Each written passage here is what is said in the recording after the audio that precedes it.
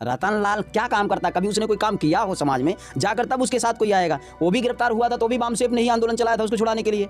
वो तो आजकल लाल नहीं दलाल का काम करना शुरू कर दिया है। उसको लाल कहने में भी शर्म आती है तो कि हमारे बहुजनों का लाल है। वो लाल नहीं है, वो आरएसएस का वो वाला लाल है। रतन लाल एक आरोप ये भी लगा रहे हैं कि वामसेफ सिर्फ राष्ट्रीय अधिवेशन करता है और वो सड़कों पर जिस तरीके से आंदोलन करना चाहिए, प्रोटेस्ट करना चाहिए, हक अधिकारों को बचाने का काम करना चाहिए, वो कहीं देखने को नहीं मिलता। वामसेफ की बढ़ती ताकत से दुश्मन घबराया हुआ है। नमस्कार, जय भीम। हमारे साथ हैं भारत मुक्ति मोर्चा के प्रदेश अध्यक्ष महेश बौद्ध जी। उत्तर प्रदेश में वामसेफ और भारत मुक्ति मोर्चा का बीते दिनों राष्ट्रीय अधिवेशन सफलतापूर्वक संपन्न हुआ और भारत मुक्ति मोर्चा के द्वारा जो राष्ट्रीय पिछड़ा और मोर्चा का उत्तर प्रदेश बंद का ऐलान किया गया है निकाय चुनाव में ओबीसी आरक्षण खत्म होने के विरोध में, उसी संदर्भ में भारत मुक्ति मोर्चा का भी बड़े पैमाने पर समर्थन है, क्योंकि वामन मेश्राम भारत मुक्ति मोर्चा के राष्ट्रीय अध्यक्ष हैं। उन्होंने खुला समर्थन दिया है।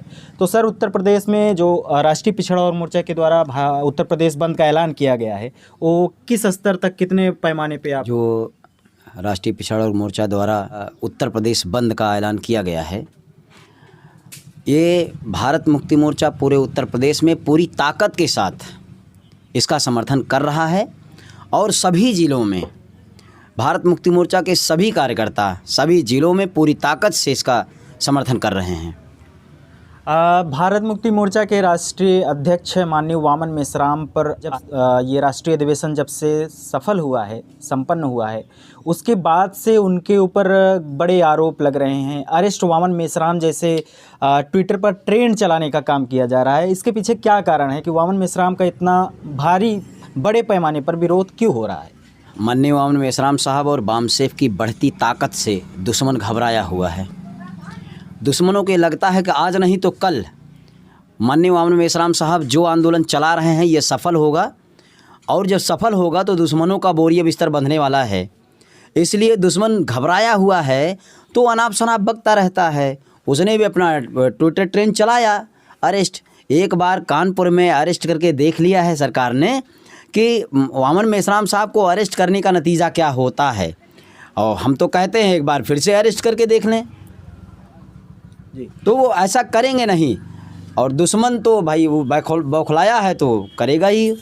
वामसेफ और भारत मुक्ति मोर्चा के चीफ पर एक आरोप और लगता है, जैसे समाज का ओबीसी एससी एसटी माइनॉरिटी के और भी जो संगठन चल रहे हैं, वामन मेश्राम पर जो करोड़ों चंदा जाता है समाज से पे बैक टू सोसाइटी के नाम पर, उस पर बहुत सारे इंटेलेक्चुअल वर्ग जो विशेष लोग हैं वो आरोप लगा रहे हैं कि ये चंदा लेकर सिर्फ आंदोलन जिस तरीके से चलाना चाहिए चलाते नहीं हैं, सिर्फ चंदा खाने का काम करते हैं, ऐसा आरोप लगाता है। जिनको ये लगता है वो अधिवेशन आकर देख लें कि जो चंदा लिया जाता है, लिया नहीं जाता, लोग स्वेच्छा से देते हैं।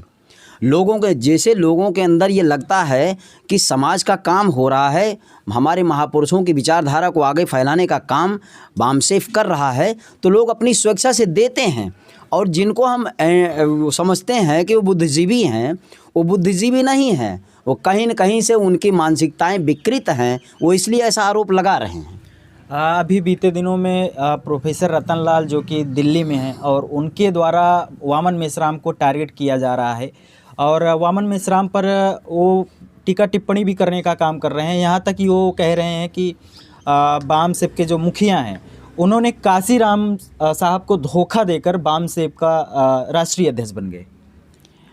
देखिए, जब भी आंदोलन अपनी दिशा में बढ़ता है, आगे बढ़ता है, जैसे जब डॉक्टर बाबा साहब अम्बेडकर आंदोलन चला रहे थे, उस समय भी जब उनका आंदोलन आगे बढ़ना शुरू हुआ तो जिनको हम लोग बुद्धिजीवी मानते हैं, ऐसे लोगों को दुश्मनों के द्वारा लगाया जाता है। तो ऐसे में प्रोफेसर रतन लाल, अगर उनको ये लगता है कि मेश्राम साहब अगर गलत कर रहे हैं या जो भी उनके ऊपर आरोप लगा रहे हैं, वो भी समाज में आके काम करके दिखाए ना। वो तो कभी समाज में आता नहीं है, अपना मंच पर बोलता, जो भी मन में आए बोलता रहता है। रतन लाल एक आरोप ये भी लगा रहे हैं कि वामसेफ सिर्फ राष्ट्रीय अधिवेशन करता है और वो सड़कों पर जिस तरीके से आंदोलन करना चाहिए, प्रोटेस्ट करना चाहिए, हक अधिकारों को बचाने का काम करना चाहिए, वो कहीं देखने को नहीं मिलता। सिर्फ राष्ट्रीय अधिवेशन, लाखों का पंडाल, 50 लाख करोड़ों का पंडाल बना कर सिर्फ अधिवेशन करने का काम किया जा रहा है, ऐसा आरोप रतन लाल के द्वारा लगाया जा रहा है।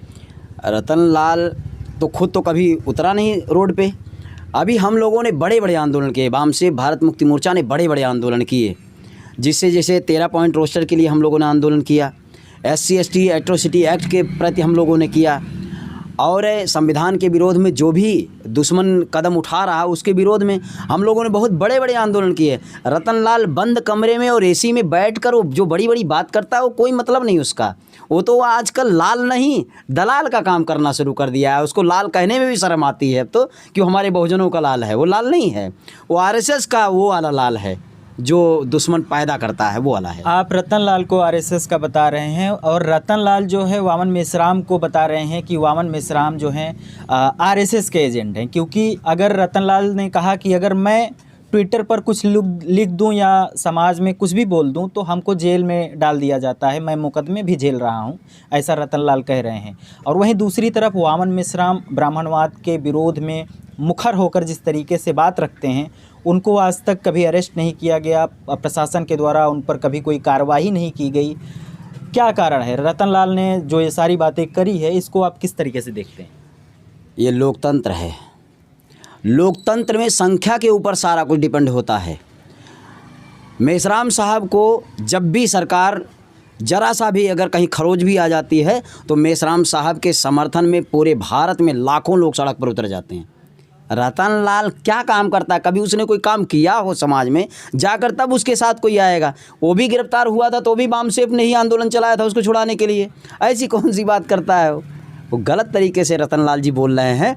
उनको ऐसा नहीं बोलना चाहिए जैसा कि इसके पहले हुआ था कि हमारे बहुजन मूवमेंट को कमज़ोर करने के लिए दलालों को पैदा किया, RSS लोगों ने उनको खाद पानी देने का काम किया।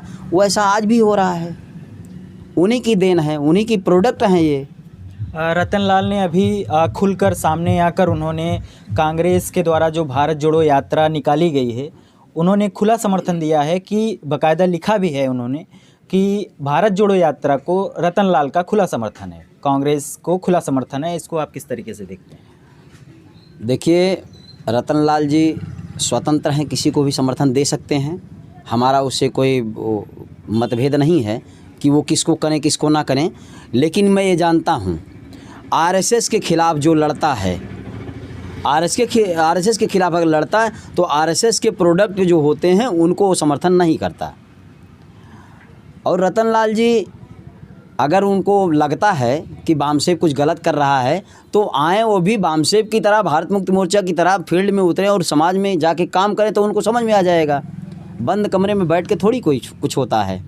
रतन लाल जी ने एक चीज़ ये भी कही है कि जैसे कि मैंने आपसे पहले भी पूछा कि वामसेफ सड़कों पे उतर के आंदोलन नहीं करता, और जहाँ तक हमें जानकारी है वामसेफ जो है सरकारी कर्मचारियों का संगठन है, वो सड़कों पर उतर के कोई भी आंदोलन नहीं कर सकता कोर्ट ऑफ कंटेम्प्ट के रूल के हिसाब से।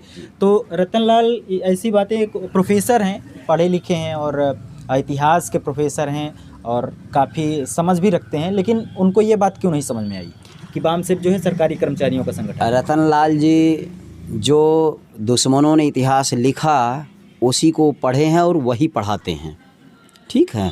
लेकिन वामसेफ जो है वो अधिकारियों कर्मचारियों का एक एम्प्लॉइज़ का संगठन है, और वामसेफ रिसर्च करके इतिहास निकालता है खोज कर, और उस इतिहास को समाज में बताने का काम करता है।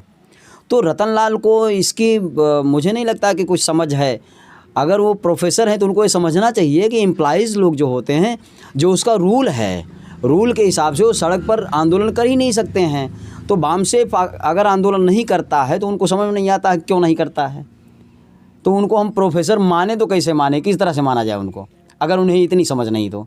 आखिर क्या कारण है बहुजन समाज में एक जो बिखराव देखने को मिल रहा है, इसके पीछे क्या कारण हो सकता है? क्योंकि जिस तरीके से बीजेपी और RSS के द्वारा समाज में तोड़ने का काम किया जा रहा है, लोगों को असंगठित करने का काम किया जा रहा है, समाज में कभी कोई एक बड़ा मूवमेंट खड़ा ना हो सके, इसके खिलाफ दिन रात बीजेपी और RSS के लोग काम कर रहे हैं। लेकिन बहुजन समाज के लोगों को ये बातें क्यों नहीं समझ में आ रही हैं? आखिर कब वो चेतेंगे, कब एक बड़े पैमाने पर जागृति करके एक जन आंदोलन निर्माण करने का काम करेंगे? ये बिखराव के पीछे क्या कारण हो सकता है? बहुजन समाज के बिखराव के पीछे एक महत्वपूर्ण कारण ये है कि हमारे लोगों में अज्ञानता है, हमारे लोगों में ज्ञान की कमी है। और सबसे बड़ी चीज़ ये है कि जो इंटेलेक्चुअल जिसको हम कहते हैं बुद्धिजीवी, जिन्हें हम बुद्धिजीवी कहते हैं वो बुद्धिजीवी कहने के लिए तो हैं, लेकिन वो समाज में जाकर लोगों को बताने का, समझाने का काम ही नहीं कर रहे हैं। एकमात्र वामसेफ ऐसा संगठन है जो समाज में जा रहा है और लोगों को समझाने का काम कर रहा है। बाकी लोग अवसर का फ़ायदा उठाने का काम कर रहे हैं। और लोग जिस दिन लोगों के अंदर जागृति पैदा हो जाएगी, हमारे समाज के लोग इकट्ठा हो जाएंगे। अभी मात्र जागृति की कमी है, जिसकी वजह से हमारे लोग बिखर जाते हैं। थोड़े थोड़े लाभ में हमारे लोग बिखर जाते हैं। थोड़ा सा लाभ मिल जाता है, उनकी तरफ चले जाते हैं, कुछ लोग जो है थोड़े से लाभ के लिए ही जुड़े हैं, उनको थोड़ा लाभ मिलता है, कुछ लोगों को बहका ले जाते हैं, इधर कर देते हैं, उधर कर देते हैं। तो बिखराव का सबसे बड़ा कारण ये है कि अभी हमारे समाज में अज्ञानता है। और जो जिम्मेदारी बाबा साहब ने दिया था बुद्धिजीवी समाज को, वो बुद्धिजीवी समाज के लोग काम नहीं कर रहे हैं, वो जिम्मेदारी निभाने का काम नहीं कर रहे हैं। यही सबसे बड़ा कारण है। जी, बहुत बहुत धन्यवाद आपका बहुजन प्लेनेट यूट्यूब चैनल पर। अगर आपको वीडियो पसंद आया है तो वीडियो को ज़्यादा से ज़्यादा शेयर करें। अगर आप चैनल पर नए हैं तो चैनल को सब्सक्राइब कर लें और इसी तरीके के वीडियो का लेटेस्ट अपडेट पाने के लिए बेल आइकन को प्रेस कर लीजिए। बहुत बहुत धन्यवाद।